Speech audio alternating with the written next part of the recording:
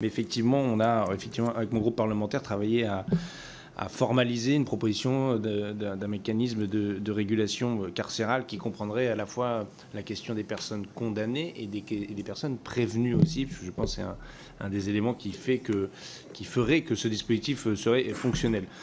Parce que c'est tout l'enjeu finalement du mécanisme de régulation carcérale, puisqu'il y a déjà plusieurs choses qui ont tenté d'être mises en place pour avoir un objectif de régulation carcérale, avoué ou non d'ailleurs, qui aujourd'hui ne fonctionne pas.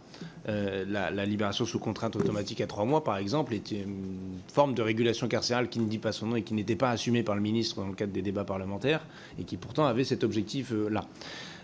Donc ma question va être la suivante, c'est comment concrètement vous voyez le dispositif vous-même, jusqu'où on va dans cet équilibre qui reste à trouver entre le fait que ça reste une décision de justice prononcée par un juge d'application des peines et qu'en même temps, il faut qu'elle soit prononcée concrètement, qu'il y ait une forme de contrainte, parce que si c'est le même dispositif que d'habitude où on donne une porte de sortie en disant on peut ne pas appliquer le dispositif pour tel ou tel critère, on va se retrouver dans la même situation qu'aujourd'hui avec des fausses bonnes excuses allant avec le discours évidemment sécuritaire de dire oui mais vous comprenez telle personne a fait tel crime abominable et donc ne peut pas bénéficier du dispositif.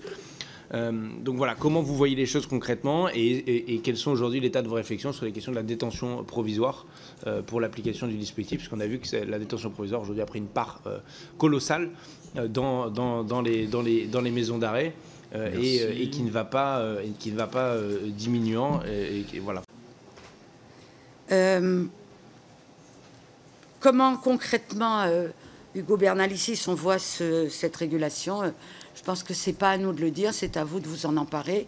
Nous, on a plein de solutions, mais comme on n'est pas tous d'accord sur toutes les solutions, il y a la solution des RPE que vous a cité Cécile de Lazari. Voilà. Je pense qu'il y a la solution qui a eu lieu pendant le Covid. Et si quelqu'un du groupe de travail veut prendre la parole là-dessus, je vous en prie, allez-y.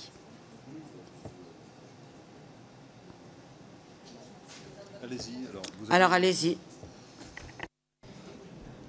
Donc est-ce qu'il y a de... Voilà, je vous en prie, allez-y, Madame Missoff, vous pouvez répondre à certaines des interpellations, questions des députés.